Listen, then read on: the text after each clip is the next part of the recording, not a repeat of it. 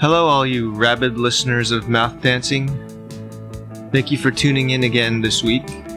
This is episode number 78 with your host, Young.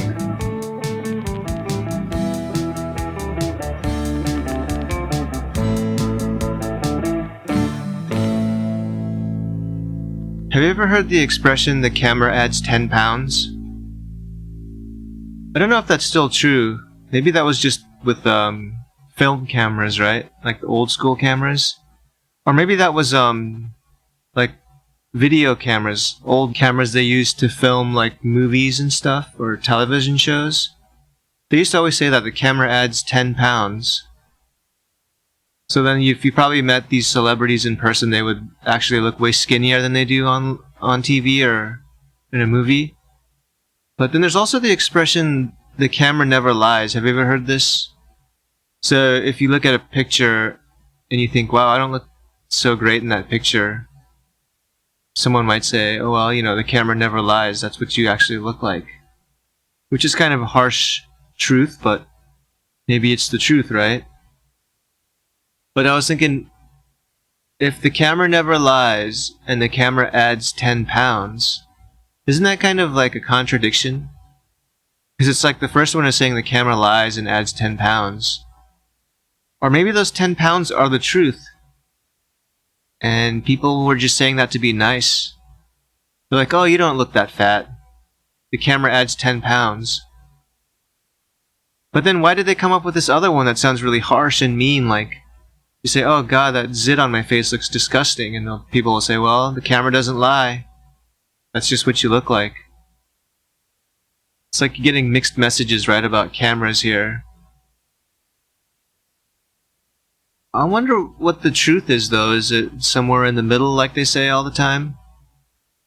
Or is it something totally different? I think it really depends on a lot of factors, right? Like the camera you're using, the photographer, the camera settings, whether you're talking about a digital camera or an analog camera, and just all kinds of stuff, the time of day, maybe even your condition, like maybe you were bloated that day, or maybe you were tired that day, or just you hadn't showered and you looked kind of greasy.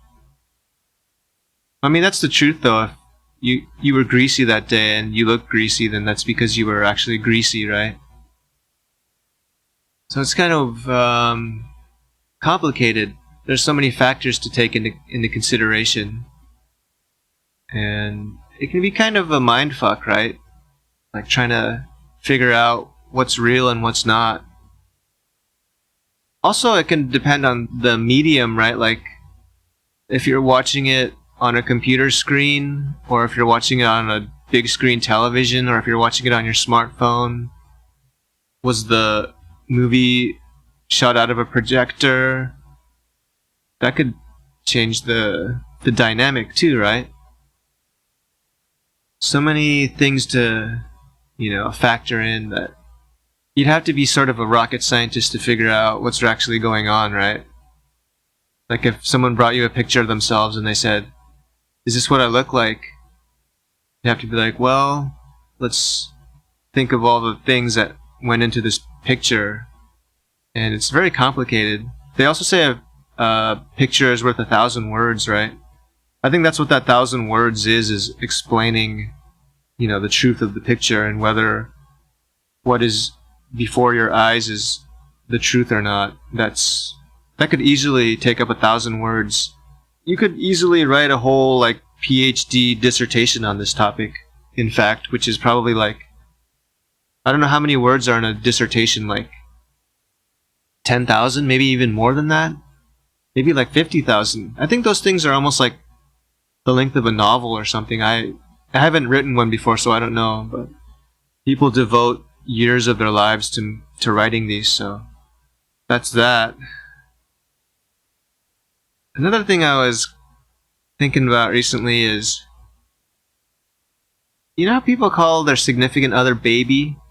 Their girlfriend or their wife or their husband or their boyfriend or just someone they're dating. Isn't that really strange? It seems kind of, I don't know, it's, why would you call someone that you're hooking up with a baby? That seems kind of creepy to me. And it's just totally normal though, right? Like it's in songs all the time. People say baby, baby, baby, you know, about their lover or their spouse. But it's totally normal. No one says, "Oh, that's weird." Isn't that like saying that you're sort of a proxy mom or dad to that person? I don't know, maybe a psychologist would say we kind of are dating our parents in a way? Is that how it works in sort of like Freudian psychology? And that is why we call each other baby? It's like infantilizing the person. And it's like saying, I'm like gonna take care of you because I don't know, like your substitute guardian here. Pretty weird stuff. And I think we should stop saying that actually, because it kind of grosses me out when people say that. You see two grown adults calling each other baby. That's really weird. Really, really weird. And creepy. And disgusting. They should stop using it in lyrics for pop songs. You should only refer to an actual baby as baby. Never someone older, like... You shouldn't even call, like, a teenager a baby. You should only call, like, a newborn up to, like, maybe a toddler or infant. I don't know what the difference is between a toddler and an infant, but I think toddlers are younger than infants, I think. But I think infant is the limit for baby. Once you're past infant and you're like a child, you're no longer a baby. Not even as like a pet name or, you know, a romantic name for your partner. Baby stops at infant. Don't ever call anyone a baby who's older than that. Because if you do, it's really bizarre and really sickening. And finally, I wanted to talk about North Korea. I actually posted some pictures up in the video for this episode. Headline about North Korea, where it says, North Korea just built the creepiest water park ever. And then you see the actual pictures of the water park, and it's a totally normal water park. It doesn't look weird at all.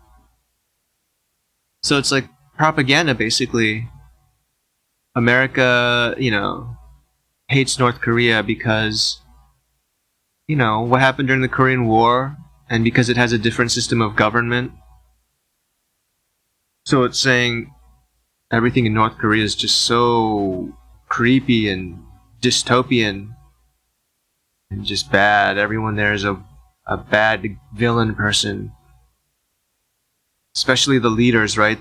They're like cartoon villains for daring to defy the US, which is the world's empire these days.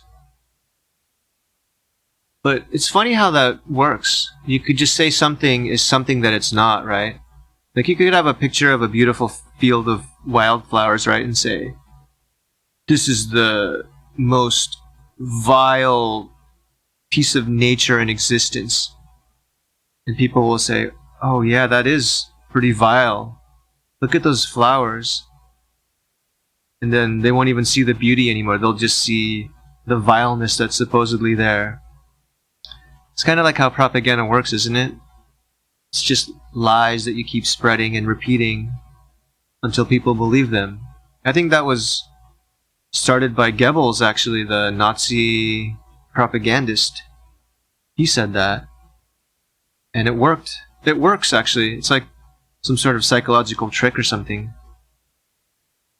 Thought it'd be kind of funny, though, if you did that with, like, American stuff. Like, you have a picture of Disneyland, and the headline is like, America built the world's scariest and eeriest amusement park in the universe. And then you could just write all this, really exaggerated stuff about Mickey Mouse and Minnie Mouse being scary and the rides being traumatizing to children and stuff. You could just totally make up a whole bunch of bullshit and exaggerate everything. And it would be like propaganda against America, right? Or you could say, America's national parks are, a crime against humanity. Because think of all the apartment buildings you could build there for the homeless. And then people would say, yeah, that's pretty evil that we have these national parks when we could be housing the homeless on them, right? That's all I wanted to say. I just want you to take into consideration that every time you read any news about a country that is not aligned with the US, it's propaganda. It's lies, it's exaggerations, it's distortions. They spin things to make America look good and that country look bad. So don't let it color your judgment too much. These are normal people who want to live their lives like everyone else. And they might not have the same opinion of their leaders that you do. They might actually like what their leaders did for their country. That their leaders are opposing American imperialism, right? Anyway, I think that's it for this episode. Thank you all so much for listening. And I'll see you next week. Bye.